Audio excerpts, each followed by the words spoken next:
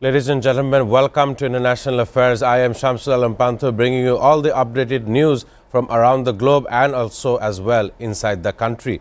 Before I begin the discussion today, there is a huge breaking news coming out that the US and Iran are going to negotiate and determine the future of these two nations in Oman this Friday, alongside Turkish President Recep Tayyip Erdogan praising recent steps taken by Azerbaijan and Armenia toward establishing lasting peace and trade deals. We know historically these two nations have been head-to-head in confrontation. Alongside, the Chinese President Xi Jinping tells the US counterpart Donald Trump to handle arms sale to Taiwan with prudence, warning that Beijing won't allow the island separation from China. These are the updates.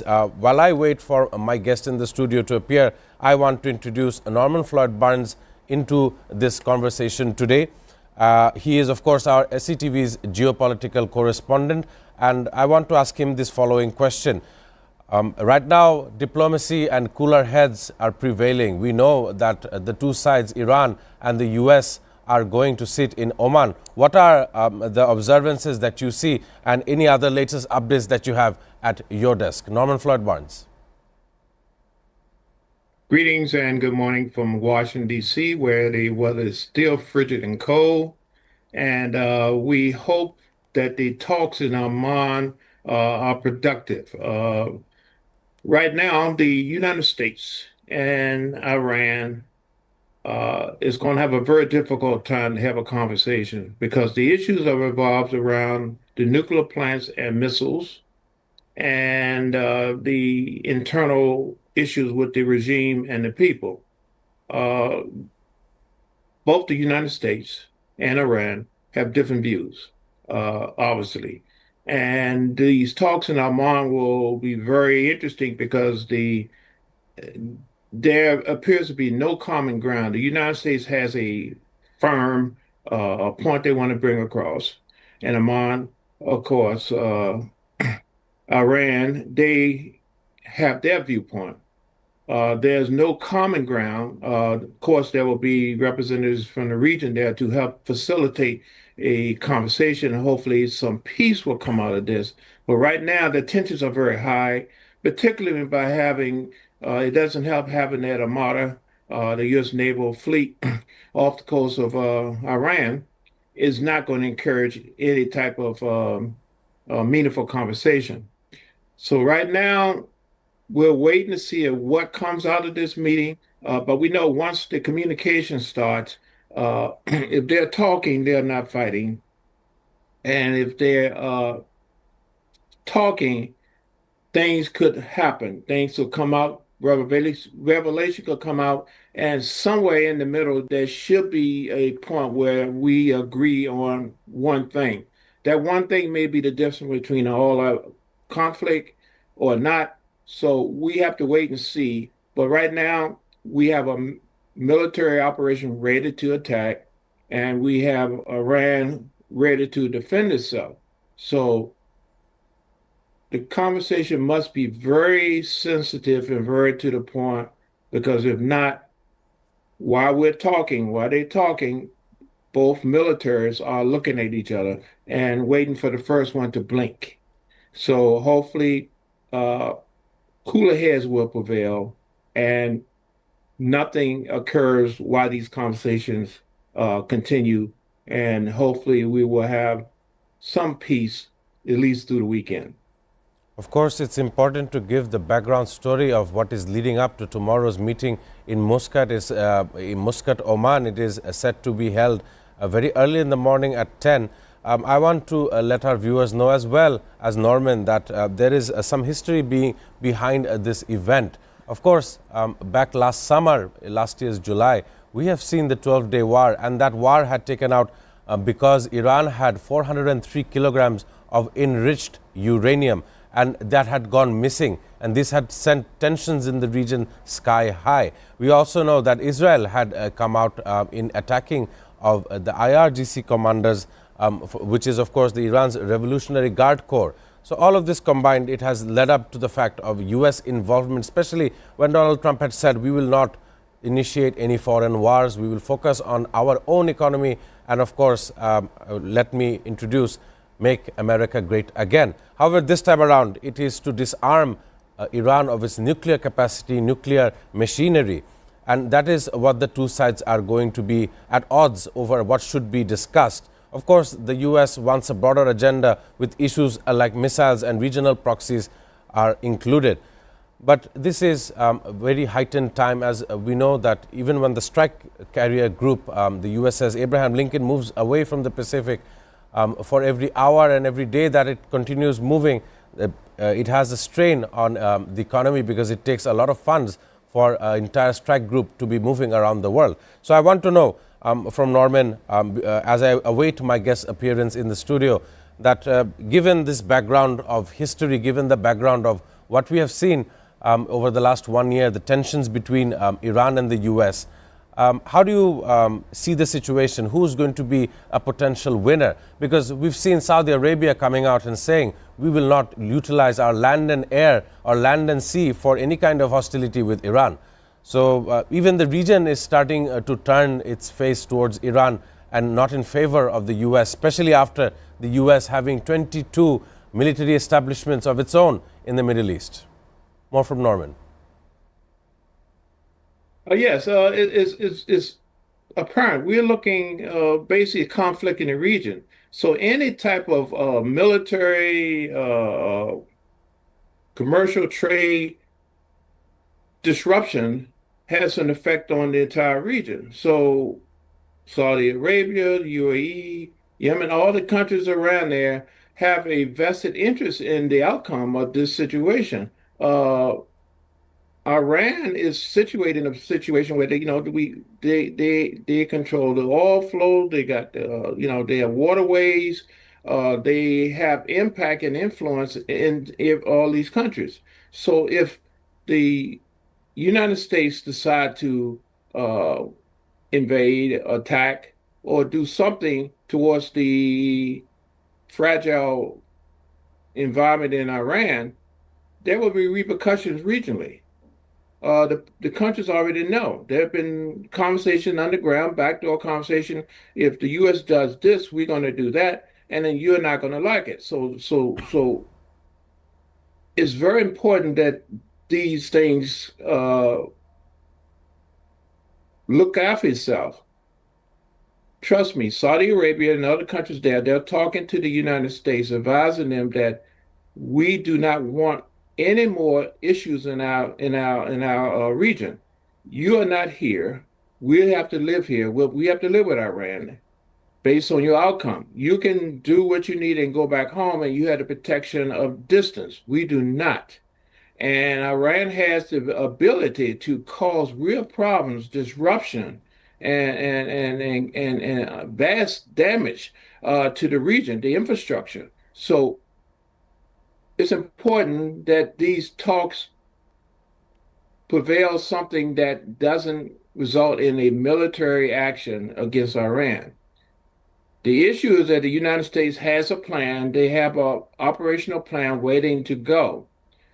Iran is also has a plan to counter once this thing happens. So it's not going to be wait and see how bad you hit me. Once you initiate it, they're going to initiate it too. There'll be a countermeasure. And the countermeasure is going to affect the people in the region, the countries in the region, and we do not know what level of devastation will happen, but it will be a very destructive response, and it's going to all be blamed on the decision of the United States.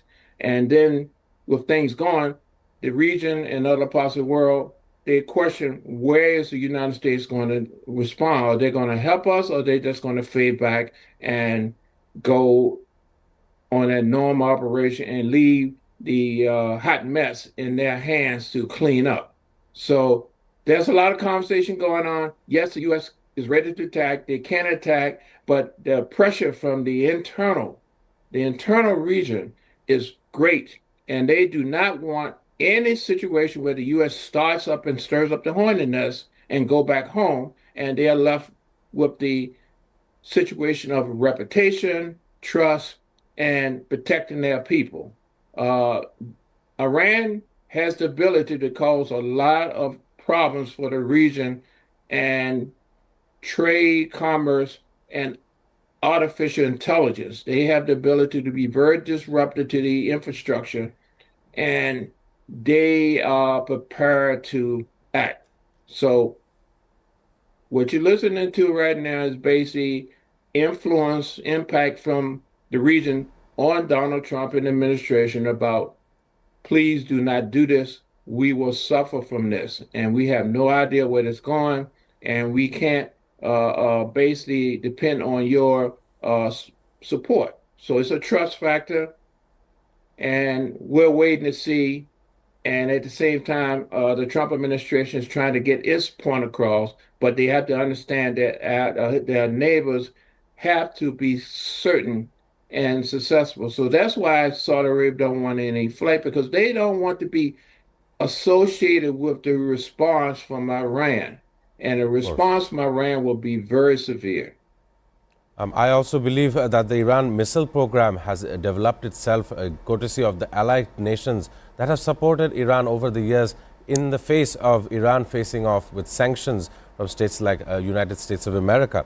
We know that the Russians, the Chinese, and of course North Koreans, all of these nations are in a nexus against this established world order or a new world order. But I want to focus on another event inside the Middle East, specifically in Dubai, the United Arab Emirates. From the 3rd of February until today, it was being held, the World Governments Summit. Of course, this is the most geopolitically visible summit of this month, and heads of states, prime ministers, ministers, IMF, World Bank, leadership, big tech CEOs will all be in attendance, and this serves as a soft power diplomatic hub where quiet side meetings often matter more than speeches. But the key themes of this year include the US-China strategic competition as well as global south financing and debt restructuring. I want to come with Norman Floyd Burns once more because I know that he has history in United Arab Emirates in his professional career as well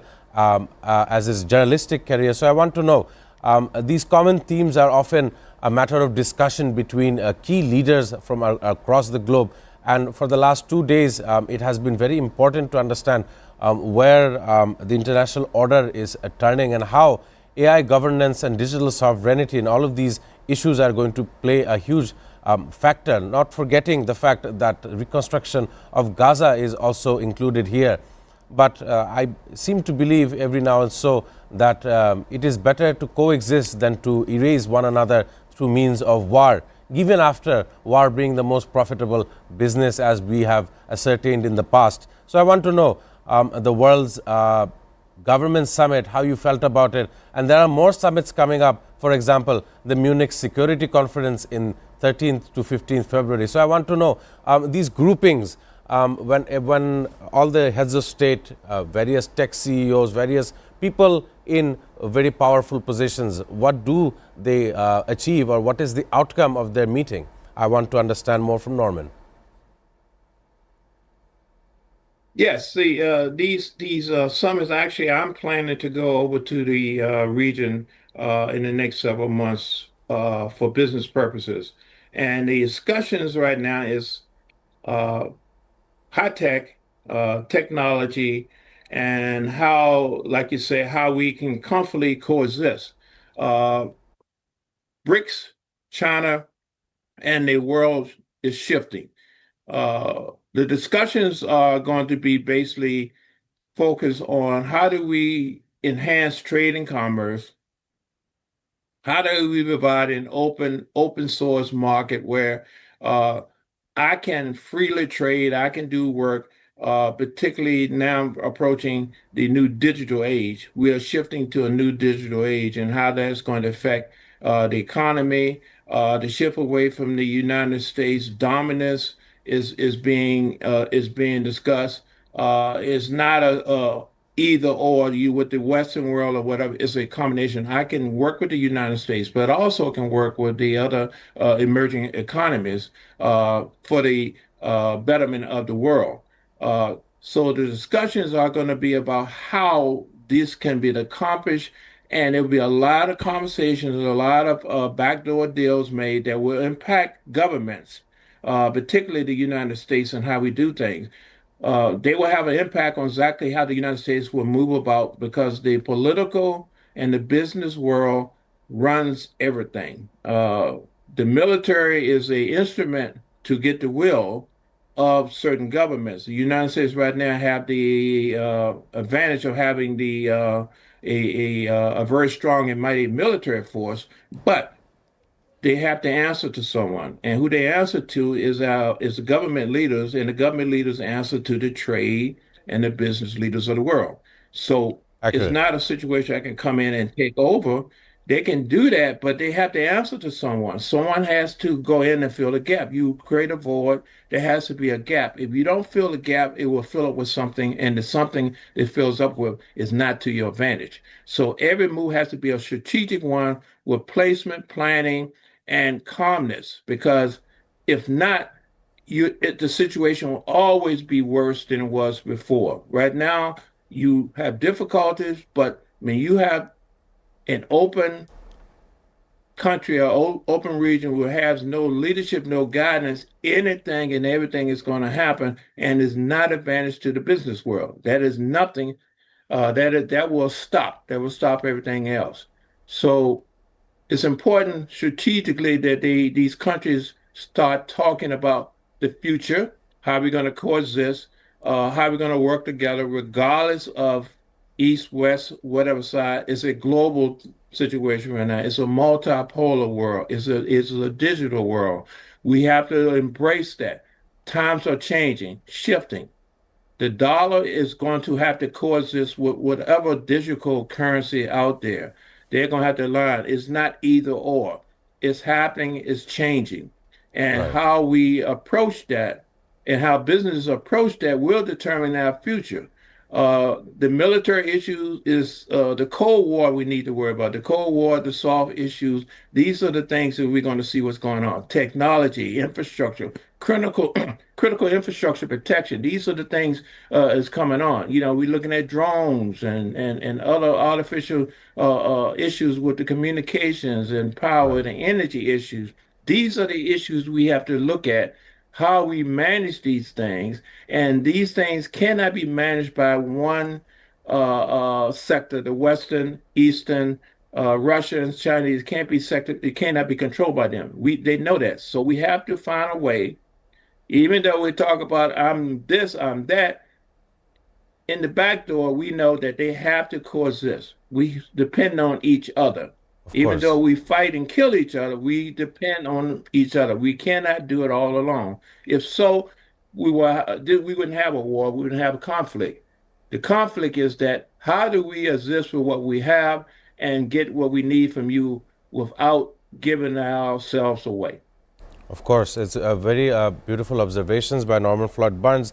Ladies and gentlemen, as we await our guest in the studio, it's time to take a short commercial break. Do stay with us on International Affairs.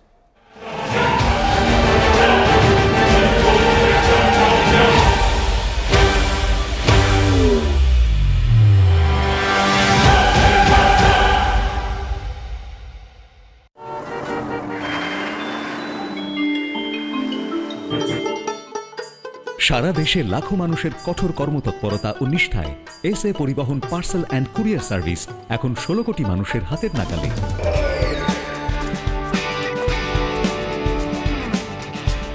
দীর্ঘ 30 বছর ধরে বিশ্বস্ততা ও দ্রুততার সাথে সেবা দেওয়ায় গ্রাহক সেবায় এখন শীর্ষে। বাংলাদেশে গ্রাহক সেবার সাফল্যের পর এসএ পরিবহন পার্সেল অ্যান্ড কুরিয়ার সার্ভিস এখন বিশ্ব বাণিজ্য কেন্দ্র সিঙ্গাপুরে। আপনার যে কোনো পণ্য সিঙ্গাপুর থেকে বাংলাদেশে বুকিং এর জন্য যোগাযোগ করুন। এসএ পরিবহন private limited, logistics parcel and courier service, 22 Roberts lane, Singapore 218302। Phone 0065 629 24900।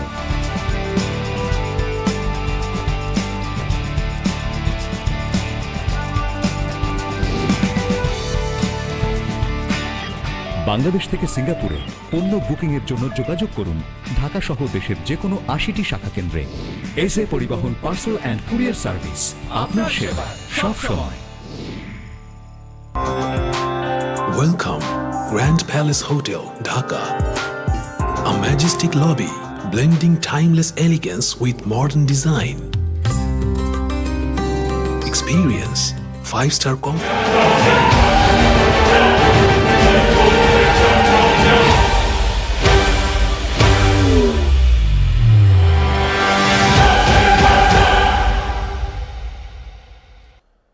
Ladies and gentlemen, welcoming you all back on International Affairs. Today in the studio, I'm joined by Mr. Nafis Imtiaz Uddin, who is a very known media personality as well as the former director of Bangladesh Biman. I welcome him onto the program. Sir, I hope you're having a lovely day. As I was talking to Norman Floyd Barnes, our geopolitical correspondent in Washington, D.C., we were discussing about the Iran-US meeting regarding disarmament of the Iranian nuclear program. However, I want to ask you regarding another centric, which we were shortly discussing, the U.S. and Chinese position and how they are seeing one another. One is trying to become the world's leading power. One was the world's leading power. And that is how I see it. We understand that Xi Jinping had made a phone call to Donald Trump to understand the U.S.-China relations, and they should be wary of their arms sales to Taiwan with prudence, and that is how the news says China won't allow the island's separation from its People's Republic. This narrative is now suddenly showing up, especially as the USS Abraham Lincoln had moved away from the Pacific and now is stationed in the Middle East. Sir, I want to understand your observations. Actually, it's a lot of ego and economics. I'm beginning with something that I hope to end with. There is actually space for everybody, for every belief, and every economy. But and there are international norms, and when countries decide to avoid or bypass, or when might becomes right, then these problems become compounded. You take the issue of the Iran nuclear arms talks. They did have a nuclear treaty. It was torn apart by Donald Trump. And then you have one country out there for which the world is time and again being taken to the brink of war, and hopefully it doesn't happen, but even the threat of nuclear war. Because Israel is armed with nuclear weapons. It's something that they have never denied. And it's the only nuclear power in the region. And a non-nuclear Iran is supposed to be a threat to nuclear-powered Israel. So it doesn't really square off. But it's Israel that's calling the shots. And they tried it once, twice, and finally, the reality on ground. They had to back off. And then they want to draw the United States into the war. There is no country in the world, surely not Iran, that can stand up to the US military might. And also, the US has the second largest number of nuclear weapons. And if things go badly and they decide that the only way to solve this problem, their problem rather, is by nuking Iran, then, like I said, the threat of a third world war. We don't know how far China will step in, how far Russia will step in. We know they've been providing intelligence and all the satellite information data support already, but how much more they will do in the extreme case. But I think the reality on ground tells you the real story. The reality is, over the past 2 weeks, every moment, not every day, not every night, every moment we thought that the US was going to start bombing Iran. Well, that didn't happen. I don't think it's because Donald Trump had a change of heart overnight, or Benjamin Netanyahu. I think it's the realities on ground that dictated the moves and with the 7th Fleet and carriers, U.S. carriers, not moving farther towards Iran, but actually moving away. Now, there's ego at play here, and if we make a big thing of it, then we ruffle feathers, and we know that Trump has won a big ego, and one of the ways to deal with him is actually to soothe his ego. Now, like I said, there's space for everybody and every belief, but we have to step back, take a breath, and see where we're taking the world. And as far as China is concerned, we keep hearing that China is the biggest threat to America. China had never invaded anything of America. I don't remember China invading anybody anywhere. Hemispheres as well. Yeah. It's Japan that invaded China. It's the Brits that invaded China. And the last time that the West owed money to China, they settled it through a war. They tried. And you had Hong Kong. As far as Taiwan is concerned, well, it is a part of China. Historically as well. Historically and geographically. So just a stone's throw away from mainland China. And you have Hawaii, which can be a part of the United States, which is half an ocean away. Right. And if that can be US and nobody's challenging it, not even China, then why shouldn't the China's right over Taiwan be accepted? And surely Xi Jinping's warning not to arm Taiwan the way the West armed Ukraine, because then it's just a proxy war.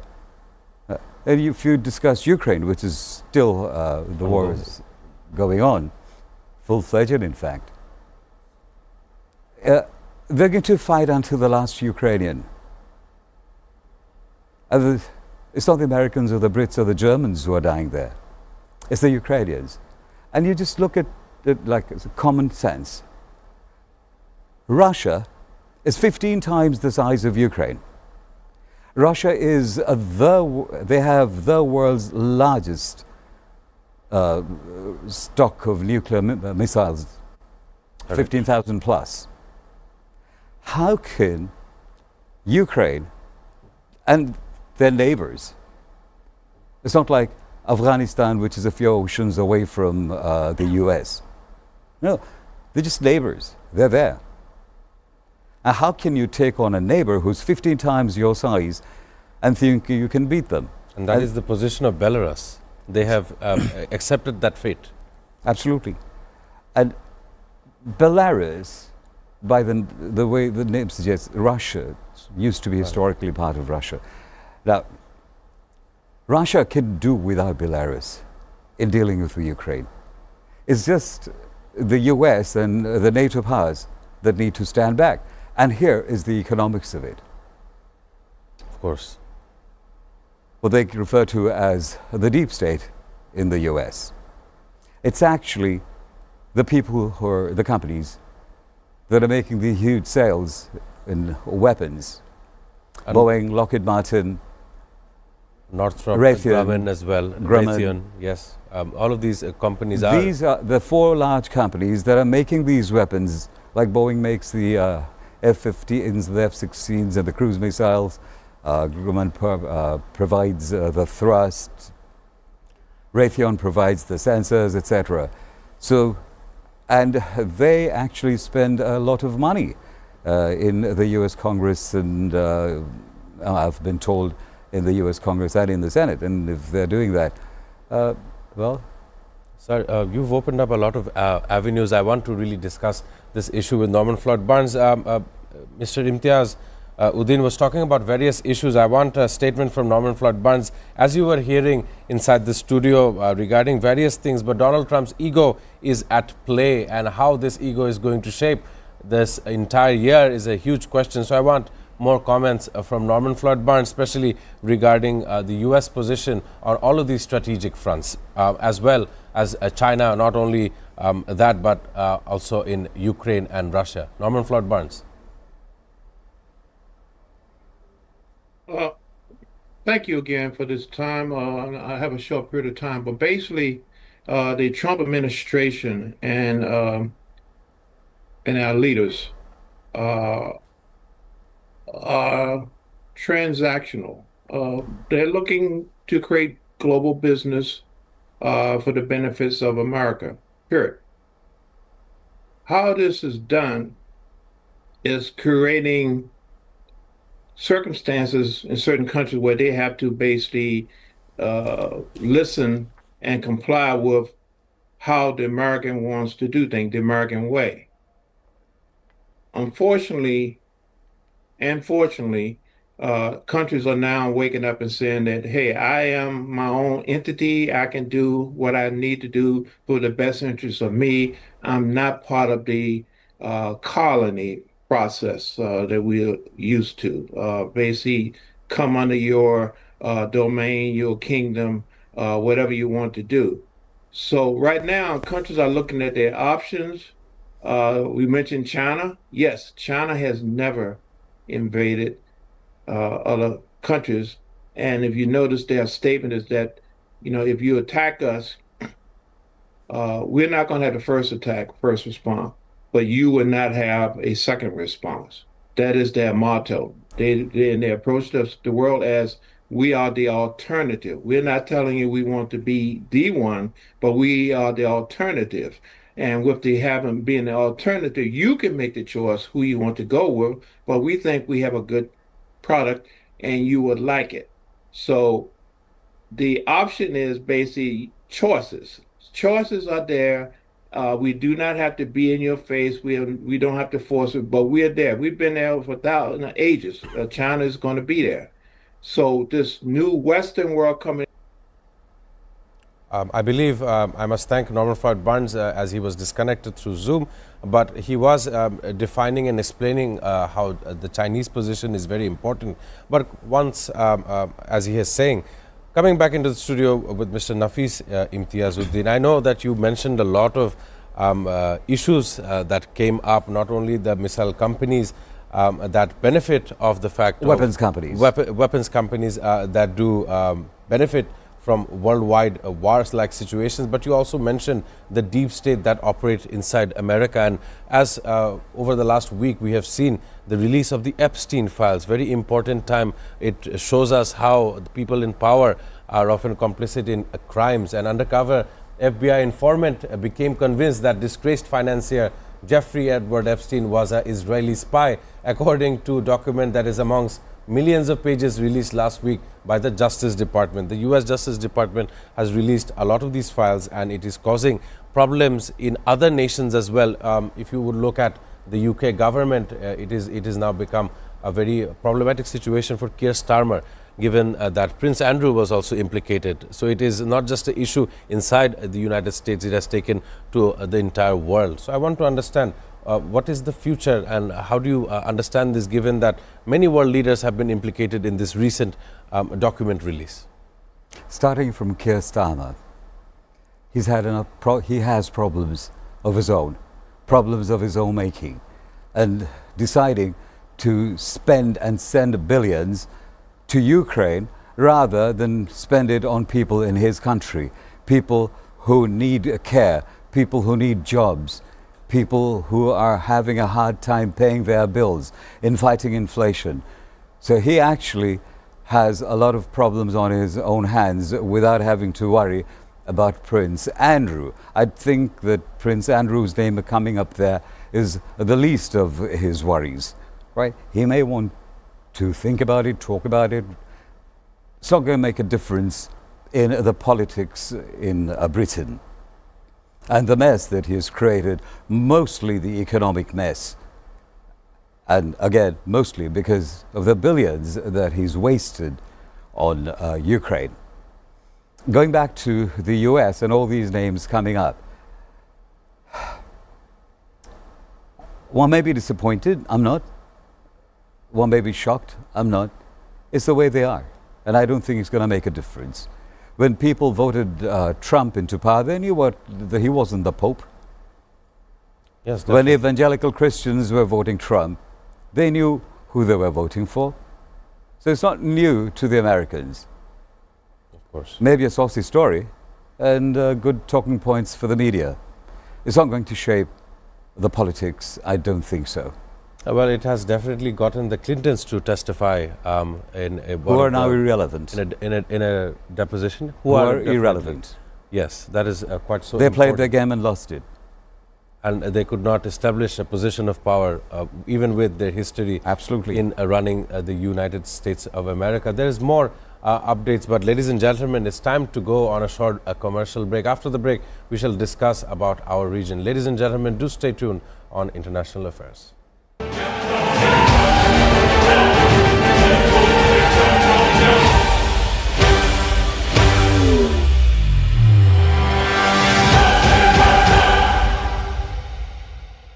In suites and rooms. Sophisticated fine dining restaurant. Crystal clear swimming pool for ultimate relaxation. Modern gym and serene spa for well-being.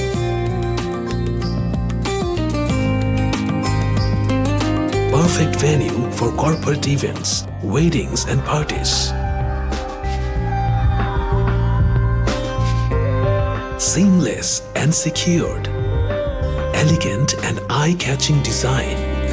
Indulge, relax, discover the first 5-star chain hotels in Bangladesh. Grand Palace Hotel Dhaka, 22 Kakrail, Dhaka, Bangladesh.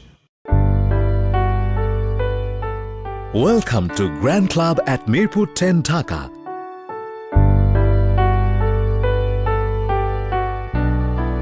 Elegant spa and wellness facility for ladies and gents.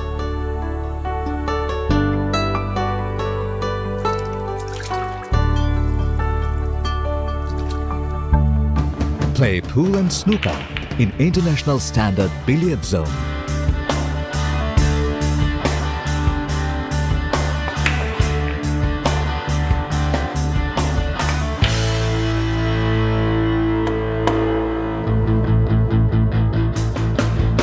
World-class gym facility with exclusive equipment for man and woman.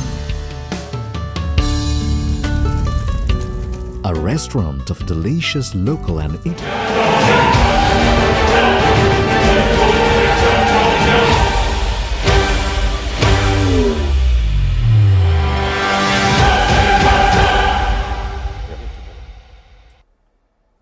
Ladies and gentlemen, welcome to the last segment of International Affairs. I was joined by our correspondent in District of Columbia, Norman Floyd Barnes, and in the studio we have Mr. Nafis Imtiaz Uddin. I want to talk about several issues pertaining to Bangladesh and its future, and of course there has been a Boeing deal between Bangladesh and the US for 25 Boeing aircrafts for our national airline carrier Biman, and I believe that is important for the development of the nation. I want to know more from you, sir, Nafis Imtiaz Uddin. We do need, Biman does need aircraft.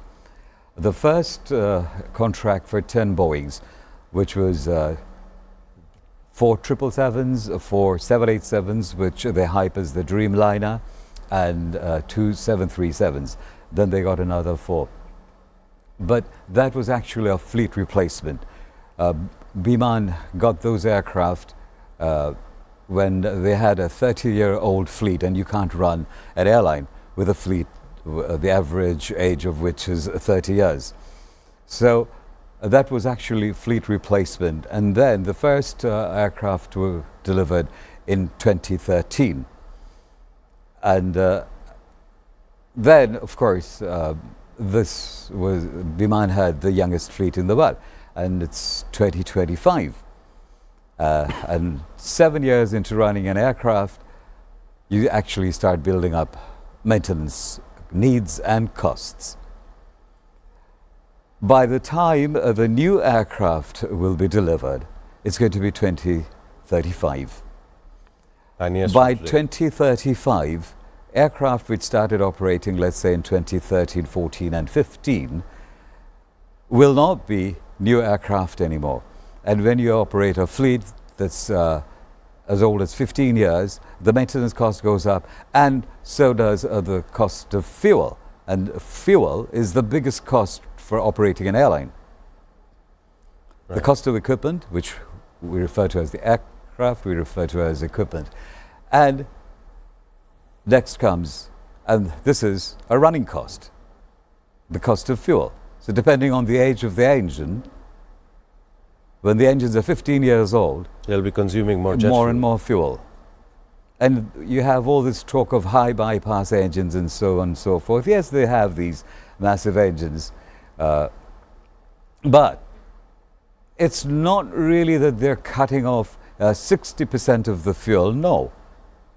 Maybe the maximum is 40%, and I would take that even with a pinch of salt.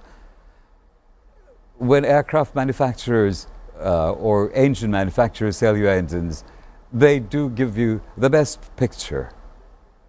And as we operate, it's what flight patterns you're operating on, what altitudes you're flying, how many stops you're making, and so on and so forth. And the cost of fuel builds up, and the engine manufacturers can turn around and say, well, you did that many landings, or you flew at that particular altitude where you were burning more fuel, right? Or your pilot was more inefficient, and all of these things. But actually, I don't think that we'd be saving more than 40% maximum even using the high bypass engines. But then that is a lot if it really happens.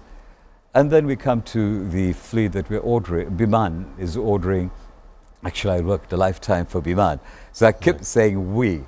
Well, Biman needs these aircraft. They've ordered 777s, 787s, etc.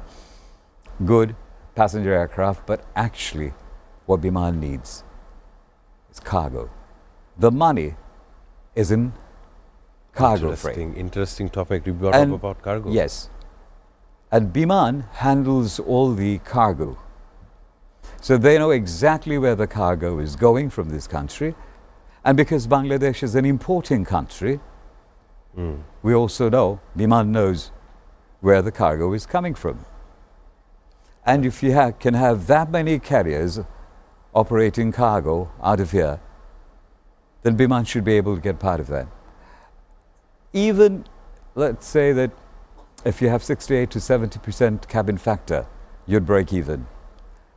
I'm telling you, even if you have 72% cabin factor, because it's number one, seasonal, and number two, usually one way. Right. You have a time when all the people from the West are coming for holidays, which just concluded in November, December. Right. And then those flights bring them in, and actually when they're going, they're not full. You can't fill up the aircraft both ways. And then there's definitely redundancies, not having it filled up on the way back. Absolutely. And then, even right now, all the people who came during the holiday season are trying to get back. So you have full flights going west, but coming east, these flights aren't so full. And then it's seasonal. People travel more in a particular season. Now that's true. That could be true for a lot of businesses, but I'm just explaining to you the cabin factor and where you make profit.